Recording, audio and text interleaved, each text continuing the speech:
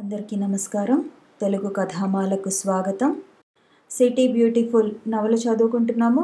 రాసిన వారు డాక్టర్ కేశవరెడ్డి గారు. డీగోలు వెళ్ళిపోయాక ఇలాంగో నీకన్నా డీగోలుగాడు ఎంతో నయం అన్నాడు. వాడు చూడు తెలివిలేని వాడైనప్పటికీ ఎలాగో కింద మీద పడి పోయిన పని చేసుకొచ్చాడు. నువ్వేమో తట్టాబుట్టా సర్దుకుని ఇంటికి పోతానంటున్నావు. మరి ఇంకేం చేయమంటావు? రోడ్డు మీదకి వెళ్ళి సిగరెట్లు తెచ్చుకున్నట్లు హాల్ టికెట్ తెచ్చుకోవడానికి వీలు పడుతుందా? ప్రొఫెసర్ గాడేమో మనసులో ఒకటి ఉంచుకొని కాన్స్టిట్యూషన్ వల్లిస్తున్నాడు.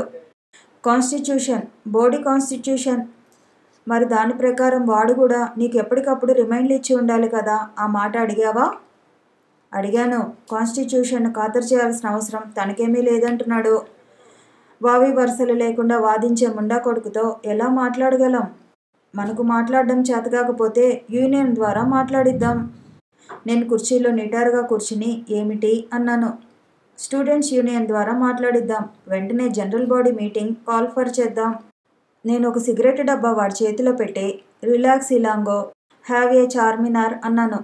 ఇలాంగో సిగరెట్ పెట్టని గిరవాటు పెట్టి వెంటనే ఎమర్జెన్సీ మీటింగ్ ఏర్పాటు చేద్దాం. ఈ విషయం ఇప్పుడే తేలిపోవాలి. నువ్వు ఇక్కడే ఉండు, నేను కృష్ణస్వామితో మాట్లాడి వస్తాను అని లేచి బ్రేకులు లేని ఇంజన్లా గదిలోంచి బయటకు వెళ్ళిపోయాడు. కృష్ణస్వామి మా స్టూడెంట్ యూనియన్ జనరల్ సెక్రటరీ, అక్షరాల ఇంబైసెల్ ముండా కొడుకు. బ్రేవ్ అని త్రేయించటం, అగ్గిపుల్లలతో పళ్ళు కుట్టుకోవటం వాడి హాబీలు. ఇలాంగో వెళ్ళేటప్పటికి వాడు ఆ పనే చేస్తుంటాడు. వీడు తన ప్రపోజల్ చెప్పగానే వాడు నత్తలాగా ముడుచుకుంటూ, ఒరేయ్ మీటింగు లేదు, చింతకాయ లేదు, నువ్వు ఆ దేవిగాడు కలిసి ఏ గంగలోనైనా దూకండి, ఆ ముగ్గులోకి నన్ను దింపకండి అంటాడు. వరండాలో అడుగుల చప్పుడు వినిపించింది. ముందు ఇలాంగో, వాడి వెనక కృష్ణస్వామి లోపలికొచ్చారు. స్వామిగాడు నా భుజం మీద చేయి వేసి వీఆర్ వెరీ సారీ దేవి అన్నాడు. That's all right, I am okay అన్నాను. పరామర్శించుదామని ఉదయం వచ్చి తలుపు తట్టాం. నువ్వు తలుపు తీయకపోవటంతో వెళ్ళిపోయాం. ఎవరో వచ్చి తలుపు తట్టారనుకున్నా, నువ్వు అనుకోలేదు. ఏవో బూతులు కూడా తిట్టాను. I'm really sorry. ఉదయం నేను మూడులో లేను అన్నాను. వీడేనని తెలిసి ఉంటే మరి 4 బూతులు తిట్టి ఉండేవాడిని. స్వామిగాడు నెవర్ మైండ్, నీ పరిస్థితి ఎలా ఉంటుందో నాకు తెలుసు అన్నాడు. వాడి చేయి ఇంకా నా భుజం మీదే ఉంది. మెడ తిప్పి మణికట్టు మీద కొరికేయాలనిపించింది. ప్లీజ్ సిట్ డౌన్ స్వామి అన్నాను. స్వామి మంచం మీద కూర్చుని చుట్టూ చూడసాగాడు. అగ్గిపుల్ల కోసం వెతుకుతున్నాడేమో. ఇలాంగా కూడా మంచం మీద కూర్చుని let's get down to the business అన్నాడు. స్వామి చుట్టూ చూడటం మానేసి, ఎస్, నువ్వు కాల్ఫర్ చేయమంటే జనరల్ బాడీ మీటింగ్ కాల్ఫర్ చేయడానికి నాకేమీ అభ్యంతరం లేదు అన్నాడు. అంటే నీకు ఇందులో ఇంట్రెస్ట్ లేదా అన్నాడు ఇలాంగో. కృష్ణస్వామి, అఫ్కోర్స్ ఐఆమ్ ఇంట్రెస్టెడ్, కానీ అని కొంతసేపు నసిగి, మనం యూనియన్ను దుర్వినియోగం చేస్తున్నామేమోనని నా అనుమానం అన్నాడు. ఒక స్టూడెంట్కి జరుగుతున్న అన్యాయాన్ని గురించి అడగటం దుర్వినియోగం ఎలా అవుతుంది అని అడిగాడు ఇలాంగో. స్వామిగాడు బ్రేవ్ మని త్రేయించాడు. వాడు పొట్టను నిమురుకుంటూ, యూనియన్ మనం 10 మందిని కలిపి పెట్టుకున్నది. 10 మందికి వర్తించే సమస్యలనే యూనియన్ చేపట్టాలి. ఇలా వ్యక్తిగతమైన విషయాలను ఇందులోకి తీసుకొస్తే అందరూ కోఆపరేట్ చేయరు. ఫర్ ఎగ్జాంపుల్, గత నెల మెస్ విషయం టేకప్ చేశాం. హాస్టల్లో ఉన్న ప్రతి ఒక్కరూ కోఆపరేట్ చేశారు. నిమిషాల్లో హెడ్ కుక్ను డిస్మిస్ చేయించాం అన్నాడు. నేను ఇందాకే చెప్పాను కదా, కృష్ణస్వామి గాడికి తిండి గొడవ తప్ప ఇంకో ఝాస ఉండదు. ఈ హాస్టల్లో ఉన్న వాళ్ళంతా ఇంతే. వీళ్ళందరినీ కిచెన్లో వేసి తాళం వేసేస్తే అదే వైకుంఠం, అదే కైలాసం అనుకుంటూ సంవత్సరాల తరబడి అందులోనే ఉండిపోగలరు. ఇలాంగో మంచం మీద కొంచెం జరిగి, చూడు, సమస్య వ్యక్తిగతమైనదా సామూహికమైనదా అని కాదు మనం ఆలోచించాల్సింది. పోరాటం వ్యక్తిగతంగా జరపాలా సామూహికంగా జరపాలా అన్నది ఆలోచించాలి అన్నాడు. సమస్య వ్యక్తిగతమైనప్పుడు పోరాటం కూడా వ్యక్తిగతంగానే జరుపుకోవాలి అన్నాడు స్వామి. ముండా కొడుకు అమోఘమైన లాజిక్ వెలగబెడుతున్నాడు. వాడి లాజిక్ కన్నా వాడు పొట్ట మీద రుద్దుకోవటం అసహ్యంగా ఉంది. అలా పోతే ఈ మధ్య సుందర్గాడి విషయం ఎందుకు టేకప్ చేశాం? అది వాడి వ్యక్తిగతమైన విషయం కాదా అని అడిగాడు ఇలాంగో. స్వామిగాడు సమాధానం చెప్పకుండా అటు ఇటు చూడసాగాడు. వాడికి ఏం కావాలో నాకు తెలుసు. అగ్గిపెట్టెలోంచి ఒక పుల్ల తీసిచ్చాను. వాడు థ్యాంక్ యూ అంటూ దాన్ని అందుకొని తల వంచుకొని పళ్ళు కుట్టుకోవడం ప్రారంభించాడు. ఆ మధ్య అంటే డిసెంబర్లో సుందర్గాడికి ప్రతాప్ గాడు హాస్టల్లోనే భర్త పూజ చేశాడు. చాలా గమ్మత్తైన ఉదంతం. సుందర్గాడు ప్రతాప్ గాడు ఒకే పిల్లని లవ్ చేశారు. ఆ పిల్ల మలేసియా నుంచి వచ్చింది. 4వ సంవత్సరం చదువుతుంది. గొప్ప అందగత్తె ఏమీ కాదు. అన్నీ వదిలేసింది అంతే. వేసవికాలం ఒక లవర్ని, శీతాకాలం ఒక లవర్ని మారుస్తుంది. మొదట సుందర్గాడి వెంట తిరిగింది, లేదా సుందర్గాడిని వెంట తిప్పుకుంది. బర్త్డే అని, క్రిస్మస్ అని, న్యూ ఇయర్ అని వీలైనన్ని కానుకలు సంవత్సరం పొడుగునా సుందర్గాడి ముక్కు పిండి రాబట్టింది. వీడు కూడా ఇంటి నుంచి వచ్చే మనీ ఆర్డర్లు, ఆఫీస్ నుంచి వచ్చే స్కాలర్షిప్లు చాలక అప్పులు సప్పులు చేసి దానికి తగలేశాడు. ఇంతలో శీతాకాలం వచ్చింది. ఆ పిల్ల ప్రతాప్ గాడి వెంట పడింది. ప్రతాప్ గాడు నల్లగా ఉన్న, ఎత్తుగా, బలంగా ఉంటాడు. తన నలుపు రంగును కాంపెన్సేట్ చేయడానికో ఏమో రోజు జిమ్నేసియంలో గంటసేపు కసరత్తులు చేస్తూ శరీరాన్ని దిట్టంగా పెంచాడు. ఒకరోజు సాయంత్రం ప్రతాప్ గాడు వాడి లవరు రోజ్ గార్డెన్లో గాలి మేస్తూ తిరుగుతున్నారట. నేను చూడలేదు. సుందర్గాడు వాళ్ళకెదురుగా వస్తున్నాడట. దగ్గరగా వచ్చాక సుందర్గాడు గట్టిగా గుడ్ ఈవినింగ్ సిడ్నీ పాయిటర్ అన్నాడట. అంతే. ప్రతాప్ గాడికి ఎక్కడ లేని కోపం వచ్చేసింది. వాడు దేన్నైనా భరిస్తాడు గాని తన రంగును గురించి ఎవరైనా కామెంట్ చేస్తే సహించలేడు. ఆ రంగును కప్పిపెట్టడానికి వాడు రోజు అద్దం ముందు ఎన్ని గంటలు గడుపుతాడో వాడికే తెలుసు. మనం పేపర్లలో చూసే ఫేస్ పౌడర్లు, క్రీములు అన్నీ వాడి గదిలో కనిపిస్తాయి. కనుక సుందర్గాడు ఆ మాట అనేసరికి ప్రతాప్ గాడికి తల నరికేసినట్టయింది. అందులోనూ లవర్ ముందర. ఆ రాత్రి వాడు నిద్రపోలేదు. మర్నాడు ఉదయం ప్రతాప్ గాడు ఏం చేశాడనుకున్నారు? కిటికీ కర్టెన్ వేళ్లాడదీసే ఇనుప ఊచని చేతపట్టుకొని బాత్రూమ్ ముందర నిలబడ్డాడు. ఆ ఊచ బారెడు పొడవుంది. దాన్ని చేతపట్టుకుని వాడక్కడ ఎందుకు నిలబడి ఉన్నాడో మాకెవరికీ తెలియదు. కొంతసేపటికి సుందర్గాడు బాత్రూంలోంచి బయటకొచ్చాడు. నడుం చుట్టూ టవలుంది. చేతిలో సబ్బు పెట్టె ఉంది. వాడు బయటికి రాగానే ప్రతాప్ గాడు అటాక్ ప్రారంభించాడు. ఇనుప ఊచుతో వీపు మీద, భుజాల మీద, పెర్రల మీద అందిన చోటల్లా బాదటం ప్రారంభించాడు. సుందర్గాడి టవలు ఊడి కింద పడిపోయింది. వాడు సినిమాల్లో జ్యోతిలక్ష్మిలాగా కారిడార్ వెంబడి పరిగెత్తసాగాడు. ప్రతాప్ గాడు ఎత్తిన కర్ర దించకుండా వాడు వెంటబడ్డాడు. సుందర్గాడు ఎలాగో అలాగూ తన గదిలోకి దూరి లోపల నుంచి బోల్ట్ పెట్టుకున్నాడు. ఆ సాయంత్రం emergency general body meeting call for చేశారు. మీటింగ్ 6 గంటల నుంచి రాత్రి 10 దాకా సాగింది. స్టూడెంట్స్ అంతా ప్రతాప్ గాడి చర్యను గర్హిస్తూ, ఖండిస్తూ ఒకరిని మించి ఒకరు గొంతులు చించుకుంటూ మాట్లాడారు. ప్రతాప్ గాడిని 2 వారాల పాటు హాస్టల్ నుంచి, కాలేజీ నుంచి సస్పెండ్ చేయాలని అందరూ ఏకగ్రీవంగా ప్రిన్సిపల్ గాడికి నివేదించారు. జనవాక్యాన్ని అనుసరించి ప్రిన్సిపల్ గాడు నిందితుణ్ణి సస్పెండ్ చేశాడు. కృష్ణస్వామి పళ్ళు కుట్టుకోవడం ఆపాడు. అగ్గిపుల్ల చివరన ఒక అన్నం మెతుకు అంటుకుని ఉంది.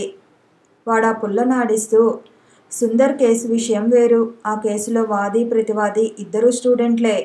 కానీ ఈ కేసులో వాది స్టూడెంట్ అయితే ప్రతివాది ఎవరు? కాలేజీ మేనేజ్మెంటు అన్నాడు. సో వాట్ అన్నాడు ఇలాంగో. చెబుతా ఉండు. ఆ స్వామిగాడు టేబుల్ మీదున్న నోటీసును తీసుకుని చదివి, ఇది చూడు. కాలేజీ కాన్స్టిట్యూషన్ ప్రకారం 80% అటెండెన్స్ లేనందున డీటైన్ చేయటమైందని రాసి ఉంది. దానికేమి సమాధానం చెప్పగలం అన్నాడు. దానికి సమాధానం ఇలాంగో వద్ద రెడీగా ఉంది. కాన్స్టిట్యూషన్ ప్రకారం ప్రొఫెసర్ గాడు ఎప్పటికప్పుడు రిమైండ్లు ఇచ్చి ఉండాలి.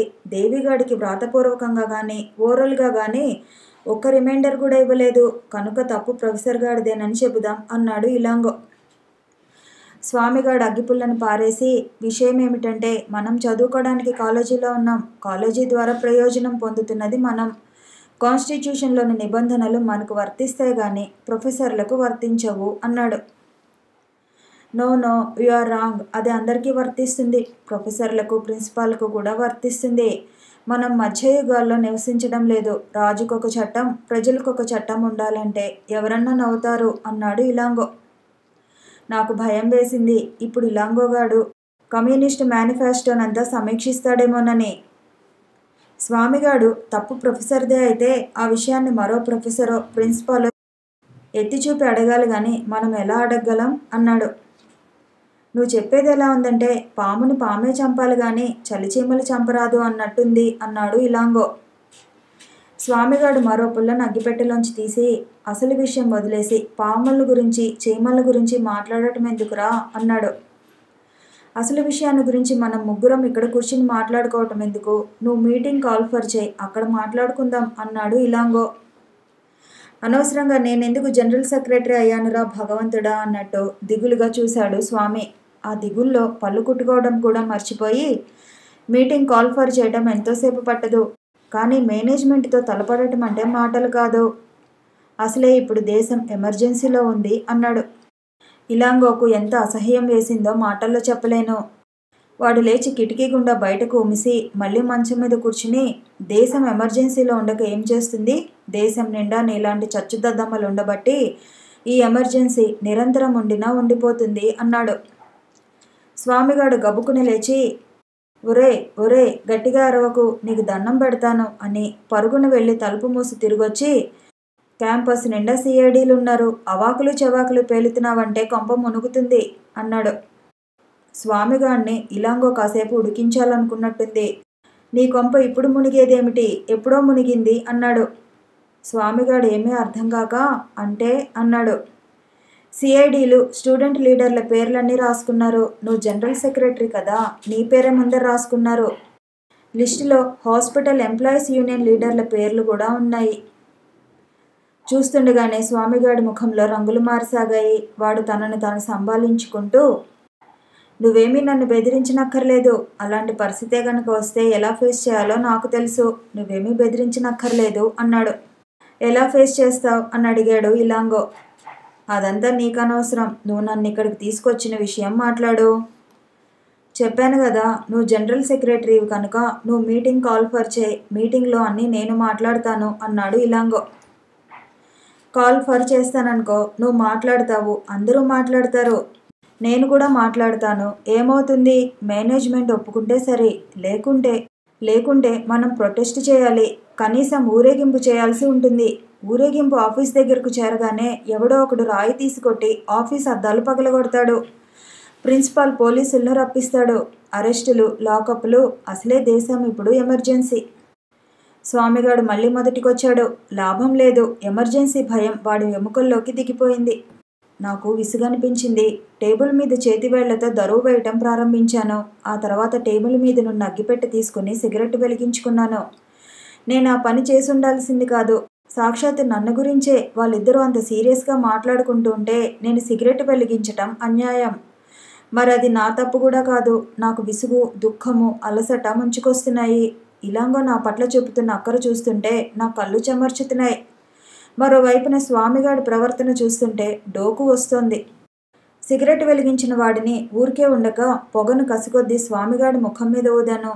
వాడు కస్సుమని దగ్గి నా వైపు తిరిగి, వాట్ ది హెల్, మేం నీ గురించే మాట్లాడుకుంటుంటే నువ్వు సిగరెట్ వెలిగించటంలో ఏమిటి ఉద్దేశం?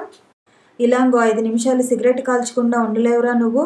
అంతగా పోతే బయటికెళ్ళి కాల్చుకో అని ఇంకా ఏదో చెప్పబోతుండగా స్వామిగాడు, ఉండు, అసలు డీటైన్ చేయబడింది వీడి అభిప్రాయం ఏమిటో తెలుసుకోకుండా మనం వాదించుకోవటంలో అర్థం లేదు అని శాంతం నా వైపు తిరిగి, చెప్పరా దేవి, నీ అభిప్రాయం ఏమిటి? మీటింగ్ కాల్ ఫర్ చేయాలా వద్దా అన్నాడు. వాడు కళ్ళార్పకుండా నా వైపే చూడసాగాడు. సిగరెట్తో వాడి 2 కళ్ళు కాల్చేద్దామనిపించింది. ఇలాంగా కూడా నా సమాధానం కోసం ఊపిరి బిగబెట్టుకొని చూస్తున్నాడు. నిజానికి మీటింగ్ కాల్ ఫర్ చేయటం నాకు ఇష్టం లేదు. రిజల్యూషన్ పాస్ చేయటం, దాన్ని ప్రిన్సిపాల్కి నివేదించటం, మళ్ళీ అక్కడ చర్చలు నాకు నిజంగా ఇష్టం లేదు. సమస్యలతో బతకొచ్చు కానీ సమస్యగా బ్రతకొద్దు. ఈ వాక్యాన్ని ఎక్కడ చదివానో కానీ అది నా మనసులో బాగా నాటుకుంది. నేను ఆ మాటే కృష్ణస్వామికి చెప్పాను. దాంతో స్వామిగాడు ఎగిరిగంతేసి, ఇంకేం తీరిపోయే అని ఇలాంగో వైపు తిరిగి సీరియస్గా ముఖం పెట్టుకొని, నువ్వు వాడి అభిప్రాయం తెలుసుకోకుండా నా గదికి రావటమే పొరపాటు. I'm sorry to say that అని పైకి లేచి, నేను వెళతాను, అర్జెంటుగా ఒక లెటర్ పోస్ట్లో వేయాలి అంటూ బయటకు వెళ్ళిపోయాడు. ఇలాంగోకు చాలా నిరుత్సాహమైంది. అది వాడి ముఖంలో స్పష్టంగా కనిపిస్తోంది. ఎందుకలా చేశావు? వాడితో ఎందుకలా అన్నావు అన్నాడు. పోనీలే ఇలాంగో, వదిలిపెట్టే. నా కోసం హాస్టల్లో అందరినీ ఇబ్బంది పెట్టడం నాకు ఇష్టం లేదు. నాకు కూడా కాస్త విశ్రాంతి కావాలనిపిస్తుంది. ఈ 6 నెలల పాటు విశ్రాంతి తీసుకుంటాను. సరిపెట్టుకునే మనస్తత్వం ఉండాలే గాని ఈ 6 నెలల కాలం వృధా అయిందని బాధపడాల్సిన అవసరం కూడా ఉండదు. ఇలాంగో విసుగ్గా లేచి నిలబడి, సరేలే, నీకు ఇష్టం లేదంటే ఎవరు మాత్రం బలవంతంగా చేస్తారు అన్నాడు. వాడు నిజంగానే బాధపడుతున్నాడు. నేను కూడా లేచి ఐఎమ్ సారీ ఇలాంగో. స్వామిగారితో అన్న మాటలు మనస్ఫూర్తిగానే అన్నాను. నువ్వెలా తీసుకున్నావో ఏమో అన్నాను. భలే వాడివే, నువ్వు సారీ అనడం ఎందుకు? ఈ విషయమే ఏమీ చేయలేకపోయామే అని నేనే బాధపడుతున్నాను. సరే, నేను వెళతాను. నువ్వు భోజనం చేశావా? చేయకుండా ఉంటే చెప్పు, క్యారియర్ పైకి పంపుతా. నేను భోజనం చేశానని చెప్పాను. తర్వాత ఇలాంగో బ్రీఫ్ కేస్ తీసుకుని సాయంత్రం మళ్ళీ కనిపిస్తానని చెప్పి వెళ్ళిపోయాడు. ఇలాంగో వెళ్ళిపోయాక నేను కూర్చున్న తావు కదలకుండా గొంతు ఎండిపోయేదాకా సిగరెట్లు కాల్చాను. ఆ తర్వాత లేచి కబోర్డు తెరిచి చేతికందిన పుస్తకాన్ని తీసుకున్నాను. అది సిద్ధార్థ నవల. ఈ నవల సినిమాగా కూడా వచ్చింది. ఆ మధ్య ఒకసారి చూశాను. చాలా గమ్మత్తైన సినిమా. ఒక సన్నివేశం దగ్గర ఆపుకోలేనంత నవ్వొచ్చింది నాకు. అది హీరోయిన్ చనిపోయే సీను. ఆమె పేరు కమల. చాలా పేరు పొందిన వేశ్య. ఆమెకు ఎంతోమంది విటులుంటారు. వాళ్ళలో సిద్ధార్థుడు కూడా ఒకడు. ఆమె చనిపోయేటప్పుడు సిద్ధార్థుడు కూడా చావు పడక దగ్గరే ఉంటాడు. ఆమె తన 4 ఏండ్ల కొడుకును సిద్ధార్థుడికి చూపించి, మన పిల్లవాణ్ణి చూసావా, వీడు నీ కొడుకే అంటుంది. ఆ డైలాగ్ వినగానే నాకు నవ్వాగలేదు. కథ ప్రకారం ఆమె వైశ్య. ఆమెకున్న ఎంతోమంది వీటిలలో సిద్ధార్థ ఒకడు. మరి ఆ పిల్లవాడు సిద్ధార్థుడికే పుట్టాడనటంలో ఏమిటి అర్థం? సిద్ధార్థుడు తప్ప మిగిలిన వాళ్ళందరూ వాసెక్టమీ చేయించుకున్నట్ట? కమల అలా అనగానే సిద్ధార్థుడు కూడా వాజమ్మలాగా తల ఊపుతాడు. నాకు ఈ సెంటిమెంటల్ పుస్తకాన్ని ఇప్పుడు చదవాలనిపించలేదు. అయినా నేను ఇప్పుడు చెప్పిన సన్నివేశం పుస్తకంలో కూడా ఉందేమో తెలుసుకోవాలనిపించింది. మంచం మీద పడుకుని చదవటం మొదలుపెట్టాను. నవల ముగిసేటప్పటికి సిద్ధార్థుడిని గురించి ఒక ముఖ్యమైన ప్రశ్న నాలో మిగిలిపోయింది. చివరి దశలో అతడు ఒక సాధారణమైన జీవితం గడపడానికి చిత్తశుద్ధితో ప్రయత్నిస్తాడు. కానీ అతనికి చేతకాదు. నా సందేహం ఏమిటంటే, సిద్ధార్థుడు శ్రోత్రియుడిగా, సన్యాసిగా, కాముకుడిగా, విలాస పురుషుడిగా పొందిన అనుభవ పరంపర అతని మేధస్సును భ్రష్టు పట్టించాయా లేక ఉదాత్తం చేశాయా? నేను ఈ పుస్తకాన్ని మళ్ళీ ఒకసారి చదవాలి. లేకపోతే ఇలాంగోని అడగాలి. పుస్తకాన్ని మర్చి టేబుల్ మీద పెట్టాను. ముఖచిత్రం మాత్రం కాగితం తూట్లు పడేటంత ఘాటుగా ఉంది. నేను లేచి గోడ కానుకొని మంచం మీదే కూర్చున్నాను. కిటికీ గుండా రకరకాల శబ్దాలు వినిపిస్తున్నాయి. కిచెన్ వెనక నుండే పొగడు చెట్లలో కూర్చుని కాకులు కావిడి చేస్తున్నాయి. మెస్ హాల్లో స్టూడెంట్లు సందడి చేస్తున్నారు. కాకుల్ని మించి మనుషులు, మనుషుల్ని మించి కాకులు సందడి చేస్తున్నారు. టీ టైం అయిందన్నమాట. కాకులు కేవలం అరవటం మాత్రం చేస్తున్నాయి. మనుషులు అరవటమే గాక గ్లాసులను, ప్లేట్లను టేబుల్ మీద బాదుతూ సందడి చేస్తున్నారు. నాకు కూడా ఆకలవుతున్నది. కానీ హాల్లోకి వెళ్ళబుద్ధి కాలేదు. ఇంకో సిగరెట్ ముట్టించుకుంటూ ఉండగా నా గది తలుపు తుఫాన్ పాటు తగిలినట్టు ధనాల్మని తెరుచుకుంది. డీగోలుగాడు తల లోపల పెట్టి ఇహి అని నవ్వి, తలుపు తెరిచే ఉందా సార్, బోల్ట్ పెట్టి ఉందేమో అనుకున్నా అంటూ లోపలికొచ్చాడు. నయం, బోల్ట్ పెట్టి ఉంటే వాడు తోసిన తోపుకు తలుపు విరిగి కింద పడి ఉండేది. వాడి భుజాన కాఫీ ఫ్లాస్క్ వేలాడుతోంది. చేతిలో ఓ ప్లేటు ఉంది. వాటిని టేబుల్ మీద పెట్టి, ఇలాంగో సారు ఇవి మీకు పంపించాడు సార్ అన్నాడు. థ్యాంక్స్ డీగోల్, ఇలాంగోకు కూడా థ్యాంక్స్ చెప్పు. అలాగే సార్ అంటూ వాడు వెనుదిరిగి గోడ మీద క్యాలెండర్ వణికేలా ధనాల్మని తలుపు మూసుకొని వెళ్ళిపోయాడు. ప్లేటులో 2 రవ్వ దోశలున్నాయి. ఇంత కొబ్బరి చట్నీ ఉంది. ఇలాంగో నా అవసరాలను ఎంత బాగా జ్ఞాపకం ఉంచుకుంటాడు. నేను లంచ్ చేశానని చెప్పింది అబద్ధమని, ఇప్పుడు నాకు బాగా ఆకలవుతూ ఉంటుందని వాడికి తెలుసు. ఎంత ఆకలైనా సరే నేను ఇప్పుడు మెస్ హాల్లోకి రానని కూడా వాడికి తెలుసు. నా సైకాలజీ గురించి ఇలాంగో తెలుసుకున్నట్టు మా అమ్మ కూడా తెలుసుకుని ఉండకపోవచ్చు. మా అమ్మే కాదు, రేపు నేను పెళ్లి చేసుకునే పిల్ల నాతో 150 ఏండ్లు కాపురం చేసినా కూడా తెలుసుకోదు. ప్లేట్లో ఉండే 2 దోశలను ఆవురావురమని తినేశాను. ఫ్లాస్క్ విప్పి ఒక కప్పు కాఫీ తాగాను. దాంట్లో ఇంకా 4 లీటర్ల కాఫీ మిగిలి ఉంది. ఈ పాటికి ఇలాంగో కూడా మెస్ హాల్లో దోశ తిని కాఫీ ముగించి ఉంటాడు. ఇక వాడు నేరుగా నా గదికి వస్తాడు. ఇప్పుడు వాడికి ముఖం చూపించడం నాకు ఇష్టం లేదు.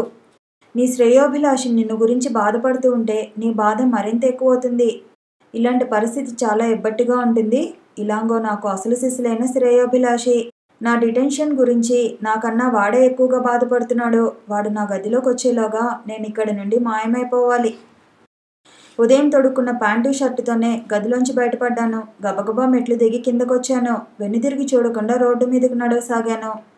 రోడ్డు మీదకి వచ్చి ఆటో కోసం చూస్తూ చింత చెట్టు కింద నిలబడ్డాను. నేరుగా వెళ్ళి ఏదైనా సినిమా థియేటర్లో కూర్చోవాలి. మన సినిమాల నిండా అవాస్తవికతే ఉంటుంది, నిజమే. కానీ థియేటర్ బయట ఉండే ప్రపంచం అంతకన్నా అవాస్తవమైనది. బూటకపు మనుషులు, బూటకపు కట్టుబాట్లు, బూటకపు విలువలు, వీళ్ళ నుంచి తప్పించుకోవడానికి నాకు సిగరెట్లు ఒక సాధనమైతే ఈ సినిమాలు మరో సాధనం. మన కాలేజీ హాస్టలు పాండిచేరి నగరానికి శివార్లలో ఉన్నాయి. సినిమా థియేటర్లన్నీ నగరం మధ్యలోనే ఉన్నాయి. ఏ థియేటర్ చేరుకోవాలన్నా కనీసం 4 కిలోమీటర్ల ప్రయాణం చేయాలి. మధ్యాహ్నం కనిపించిన మానధనుడైన ఆటోవాడు కనిపిస్తాడేమోనని కొంత భయపడ్డాను. వాడు కనిపిస్తే చచ్చిన వాడి ఆటోలో ఎక్కను. వాడు నన్ను ఉచితంగా తీసుకెళ్ళి టౌన్ అంతా తిప్పుతానన్నా ఎక్కను. 10 నిమిషాలకు ఒక ఆటో డుగుడుగుం అనుకుంటూ వచ్చింది. ఎక్కి కూర్చున్నాను. బస్టాండ్లో దిగేసరికి క్లింట్ ఈస్ట్వుడ్ గాడి సినిమా ఆడే థియేటర్ దగ్గరలోనే ఉంది. నడుచుకుంటూ థియేటర్ చేరాను. తీరా అక్కడికి చేరుకున్నాక తెలిసిందేమిటంటే ఈస్ట్వుడ్ గాడు నిన్ననే వెళ్ళిపోయాడు. ఈ రోజు నుంచి హిందీ సినిమా ప్రారంభం. దీన్ని కూడా ఇదివరకే ఒకసారి చూశాను. గొప్ప సినిమా. కానీ ప్రస్తుతం ఈ సెంటిమెంట్ స్టోరీని భరించే మూడులో లేను. ఈ సినిమాలో ఓ 40 ఏళ్ల ముసలమ్మ ఉంటుంది. కథంతా ఆమెను గురించే. ఆ వయసులో ఆమె ఓ ప్రియుణ్ణి సంపాదించుకోవడానికి యమ యాతనలు పడుతూ ఉంటుంది. పడుచు వాళ్ళ ప్రేమాయణాలకే దిక్కులేదు. ముసలి వాళ్ళ ప్రేమ గొడవలు ఎవరు పట్టించుకుంటారో. ఇదే వీధిలో 50 గజాల కవతల మరో థియేటర్ ఉంది. అందులో ఎంజీఆర్ సినిమా ఆడుతూ ఉంది. పేవ్మెంట్ మీద నడుస్తూ ఆ థియేటర్ను చేరుకున్నాను. బుకింగ్ దగ్గర క్యూ 50 మైళ్ళ పొడవు ఉంది. క్యూ చివర నిల్చున్నాను. నేను నిల్చున్న 2 నిమిషాలకే క్యూ నా వెనక మరి 10 బారలు పెరిగింది.